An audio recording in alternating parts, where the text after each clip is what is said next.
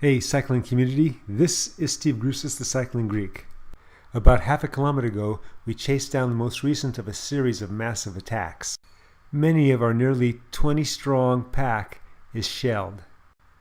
The accountant in front of me is passing the very last rider.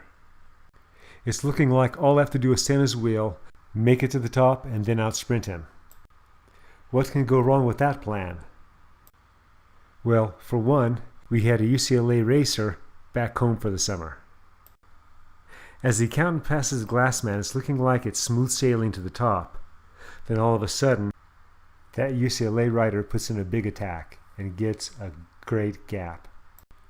Like a moth drawn to flames, rather than sit on the accountant's wheel and let him pull me up, I go to the front and start chasing. The best I can do is hold parity with that rider.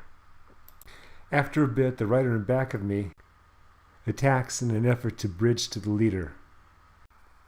Fast forward, and after a bit, the third out-of-town rider does the same thing. The best I can do with my cadence at this time is in the mid-80s. My legs use a lot of energy chasing down different attacks the first half of the ride.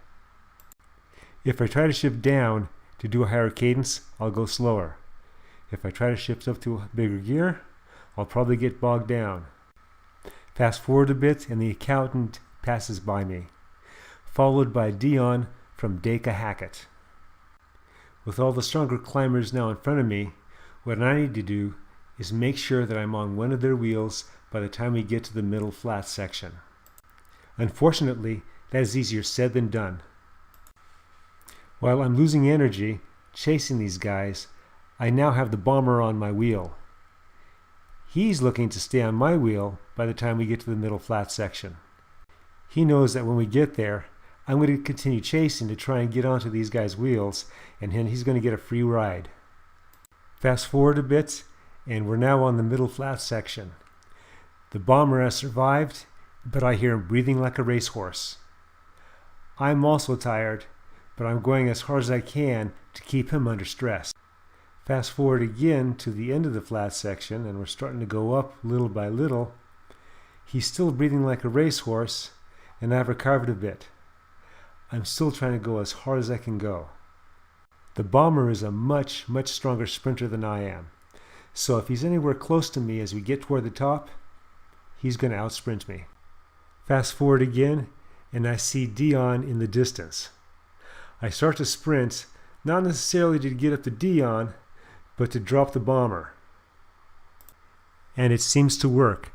The sound of his breathing is getting softer and softer.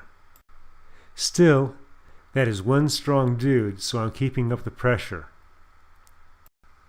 Meanwhile, up ahead, Matt Ojeda from UCLA easily takes the KOM. The accountant has dug and dug, bypassed the other two riders, and has taken second place. Because of how we have our unofficial points system, those two riders did not start with us, so it was Dacre Hackett's Dion that came in third. I come in fourth, just out of the points. I hope you enjoyed this video. Look for the upcoming sprint video. And as always, remember, comment, like, subscribe, the Cycling Greek.